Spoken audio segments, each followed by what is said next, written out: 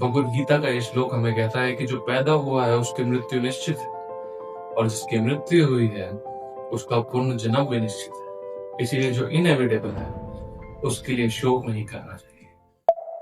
पर आज हम जिस कहानी की बात कर रहे हैं वो इनएविटेबल नहीं थी, वो सेल्फ क्रिएटेड है।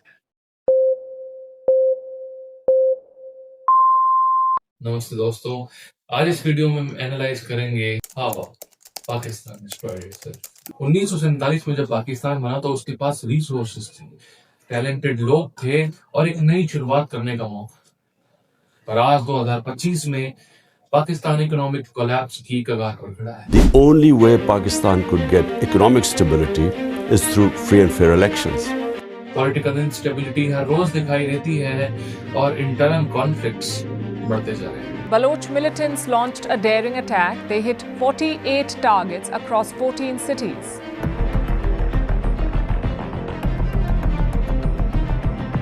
क्या हुआ? कैसे कौम ने अपने आप को इस हालत में पहुंचा दिया? चलिए समझते हैं। सबसे पहले समझना जरूरी है कि पाकिस्तान की फाउंडेशन कैसे रखी। पाकिस्तान एक आइडिया पर बना था, द टू नेशन थ्योरी, जिन्होंने कहा कि हिंदूज और मुस्लिम्स एक दूसरे से बहुत अलग है, इसलिए उन्हें दो सेपरेट नेशंस चाहिए। और यहीं से पहली प्रॉब्लम की शुरुआत। पहले दिन से ही पाकिस्तान में आइडेंटिटी क्राइसिस की शुरुआत हुई। 3 पॉइंट्स। पहला, ज्योग्राफिक डिवीजन। पाकिस्तान और वेस्ट पाकिस्तान के बीच में 1600 किलोमीटर की इंडियन टेरिटरी थी, जिस वजह से लिंग्विस्टिकली, इकोनॉमिकली और कल्चरली दोनों बहुत अलग थे एक दूसरे से। दूसरा, पाकिस्तान की रिलीजियस आइडेंटिटी। पाकिस्तान सिर्फ इस्लाम के नाम पर बनने वाला नेशन था, जबकि एक नेशन बहुत सारी चीजों से मिलकर बना, लैंग्वेज, कल्चर। तीसरा, मिलिट्री और ब्यूरोक्रेटिक। ब्रिटिशर्स जब पाकिस्तान और इंडिया को छोड़कर गए तो मिलिट्री और ब्यूरोक्रेसी बहुत पावरफुल, जिस वजह से पाकिस्तान में पब्लिक इंस्टीट्यूशंस कमजोर है। जिन्होंने खुद कहते थे कि पाकिस्तान सेकुलर होगा, लेकिन उनकी डेथ के बाद आइडेंटिटी क्राइसिस ने पाकिस्तान को रिलीजियस एक्सट्रीमिज्म में गिरा दिया। अब आते हैं पाकिस्तान की सबसे बड़ी ट्रेजेडी पर, the Indian obsession. India's Pakistani army remains obsessed with India. Their whole worldview is, India, India, must kill India.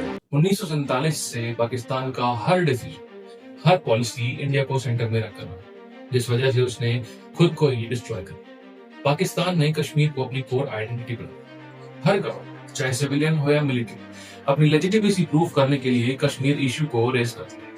Kashmir के हल के लिए भी बहुत बावकार तदबीर के साथ आगे बढ़ना होगा। कश्मीर का मसला हल कर दे, और अगर तू करने के लिए तैयार नहीं है तो फिर इसके बाद इंशाअल्लाह कश्मीर दरवाजा होगा और गज़वा हिंद बर्पा होगा। लेकिन इसका कॉस्ट क्या? जीडीपी का 20% से ज्यादा हिस्सा कश्मीर और मिलिट्री के लिए जो है। इकोनॉमी मिलिटराइज हो गई, पब्लिक इंस्टीट्यूशंस कमजोर रह गए, सिविलियन गवर्नमेंट कभी टिक ही नहीं पाई और डेमोक्रेसी सिर्फ नाम की। भुट्टो की हुकूमत खत्म हो चुकी है। सारे मुल्क में माशाल्लाह नाफिज कर दिया गया है। कौमी और सूबाई असेंबलियां तोड़ दी गई हैं। सूबाई गवर्नर और वजीर हटा दिए गए। 1980s में पाकिस्तान ने प्रॉक्सी वॉरफेयर की स्ट्रेटेजी को अडॉप्ट किया। Strategy is to bleed India. Kashmir में मिलिटेंट्स, अफगानिस्तान में मुजाहिदीन, पाकिस्तान की इंटेलिजेंस एजेंसीज ने इन सबको सपोर्ट किया। सोचिए, एक डेवलपिंग नेशन जिसके पास लिमिटेड रिसोर्सेज हैं, अपने रिसोर्सेज को टेररिस्ट ग्रुप्स को फंड करने में लगा दे, तो क्या वहां डेवलपमेंट होगा? और सबसे बड़ी आयरनी ये है कि इन्हीं मिलिटेंट ग्रुप्स ने बाद में पाकिस्तानी सिविलियंस को टारगेट करना शुरू कर दिया। तहरीक-ए-तालिबान पाकिस्तान जैसे मिलिटेंट ग्रुप्स ने बाद में पाकिस्तान में ही टेरर फैलाना शुरू कर दिया। 12 people have reportedly been killed in what has been described as a suicide attack. Pakistan के हर फेलियर को इंडिया के साथ कंपेयर किया जाता है, लेकिन कंपैरिजन करने की बजाय कभी इंप्रूवमेंट करने पर ध्यान नहीं दिया। जैसे 1991 में इंडिया ने इकोनॉमिक रिफॉर्म्स की, इंडिया ने अपने आईटी सेक्टर को स्ट्रॉन्ग किया, एजुकेशन पर फोकस किया, पर वहीं पाकिस्तान, उन्होंने कश्मीर और टेररिस्ट ग्रुप्स को और ज्यादा प्रायोरिटी दी, जिस वजह से पाकिस्तान इंडिया से बहुत पीछे रह गया। इसी ऑब्सेशन ने पाकिस्तान को ग्रोथ और प्रोग्रेस करने से बिल्कुल रोक दिया। पाकिस्तान के 77 साल के इतिहास में 33 साल डायरेक्ट मिलिट्री कंट्रोल रहा है, और जब मिलिट्री कंट्रोल नहीं रहा तो इनडायरेक्टली मिलिट्री ने सिविलियन गवर्नमेंट्स पर इन्फ्लुएंस बनाया। 1958 जनरल आयूब खान, 1977 जनरल जिया उल हक, 1999 जनरल परवेज मुशर्रफ। हर बार सिविलियन गवर्नमेंट्स को हटा दिया गया, जिस वजह से डेमोक्रेटिक इंस्टीट्यूशंस कभी प्रोग्रेस कर ही नहीं पाए, कभी स्ट्रॉन्ग बन ही नहीं पाए। पाकिस्तान में सिविलियन गवर्नमेंट्स कैबिनेट मीटिंग्स में डिस्कशंस और डिसीजंस तो लेती हैं, बट डिफेंस और फॉरेन पॉलिसी मिलिट्री के आगे है। आईएसआई, जो दुनिया की one of the most powerful intelligence agencies में से एक है, अपने ही लोगों के लिए अकाउंटेबल नहीं। पाकिस्तानी मिलिट्री सिर्फ डिफेंस में नहीं, वो बिजनेसेस में भी है। Banking, real estate, agriculture, manufacture. फौजी फाउंडेशन और आर्मी वेलफेयर ट्रस्ट जैसे एसोसिएशंस जो न टैक्स देते हैं, जो न कोई कंपटीशन झेलते हैं, सिविलियन अपॉर्चुनिटीज को डायरेक्टली इफेक्ट करते हैं, और इसका रिजल्ट इकोनॉमिक इक्वालिटी बढ़ती गई और इकोनॉमिक ग्रोथ डाउन होती गई। जनरल जिया उल हक ने पाकिस्तान को 1980s में इस्लामाइज करने का प्रोग्राम चलाया। ब्लास्फेमी लॉज, हुदूद ऑर्डिनेंसेस और मदरसों को प्रमोट किया।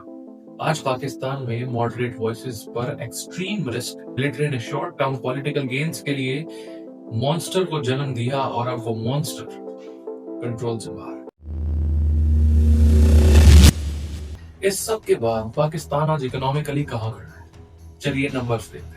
आइंदा माली साल 2025-26 में पाकिस्तान का कर्ज विफाकी बजट का 40.7% हिस्सा खा जाएगी। पाकिस्तान का एक्सटर्नल डेट $130 बिलियन से भी ज्यादा है। पाकिस्तान को IMF की तरफ से 23rd बेल आउट मिला है, जो दुनिया में नंबर ऑफ बेल आउट्स में सबसे ऊपर है। पाकिस्तानी रिजर्व करेंसी इतनी कम है कि शायद 1-2 महीने का ही काम चलता है। The economic red flags are rising in Pakistan as the current account deficit is now widened to 256%. महंगाई की बात करें तो फूड इन्फ्लेशन पाकिस्तान में 50% तक पहुंच चुका है। लाहौर में सब्जियों की कीमतों में मुसलसल इजाफा हो रहा है। टमाटर 500 रुपए फी किलो से भी तजावुज कर गए। एक नॉर्मल पाकिस्तानी की परचेजिंग पावर खत्म हो चुकी है और मिडिल क्लास प्रैक्टिकली एक्सटेंट हो। इसका रिजल्ट ब्रेन ड्रेन। पाकिस्तान का यूथ फॉरेन कंट्रीज में जा रहा है। डॉक्टर्स, इंजीनियर्स, IT प्रोफेशनल्स सब जा रहे हैं, क्योंकि ना तो उन्हें पाकिस्तान में अपॉर्चुनिटीज मिल रही हैं और ना ही उन्हें फ्यूचर। पाकिस्तान के अंदर जो है वो रीजन ऑफ माइग्रेशन प्राइमरीली वो है survival, stroke security and sustenance के आप लाइवलीहुड अपनी इंप्रूव कर सकते। पाकिस्तान में एनर्जी क्राइसिस चल रही है, रेगुलर पावर कट्स, इंडस्ट्रीज का बंद होना और बिजनेसेस का ग्रो ना करना।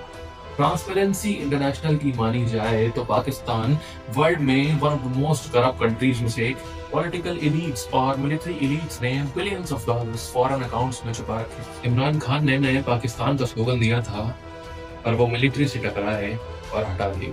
सिस्टम इतना करप्ट हो गया है, कोई लीडर चाहकर भी चेंज नहीं ला सकता। इतने सब चीजों के बाद कोई चीज बची थी तो वो थी पाकिस्तान में internal divisions. Balochistan insurgency. Balochistan में पाक सेना की गाड़ी पर हमला किया गया।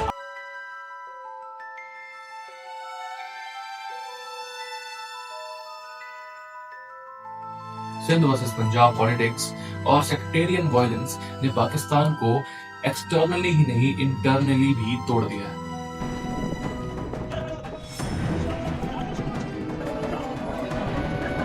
बलूचिस्तान, जो पाकिस्तान का सबसे बड़ा प्रोविंस है, पर जितना बड़ा उतना ही नेग्लेक्टेड।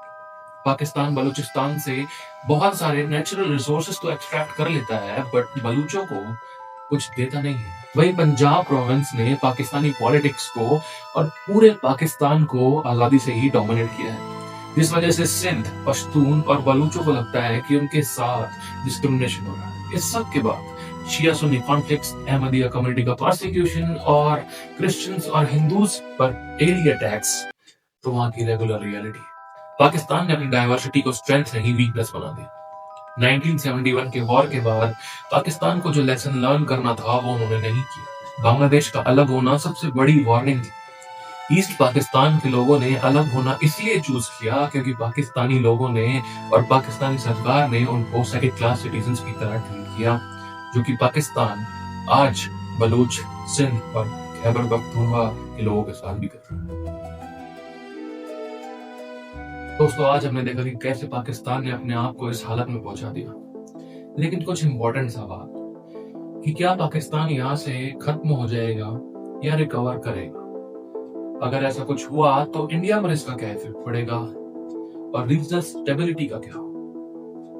इन्हीं कुछ सवालों के साथ आज मैं आपसे विदा लेता हूँ। अगर आपको ये वीडियो अच्छा लगा हो तो प्लीज इसे लाइक कीजिए, शेयर कीजिए, सब्सक्राइब कीजिए ताकि मेरे एनालिसिस आपको सबसे पहले मिले, और कमेंट करना बिल्कुल ना भूलें क्योंकि उससे मुझे पता चलेगा कि मैं खुद को कैसे सुधार सकता हूँ आपका व्यूइंग एक्सपीरियंस अच्छा करने के लिए।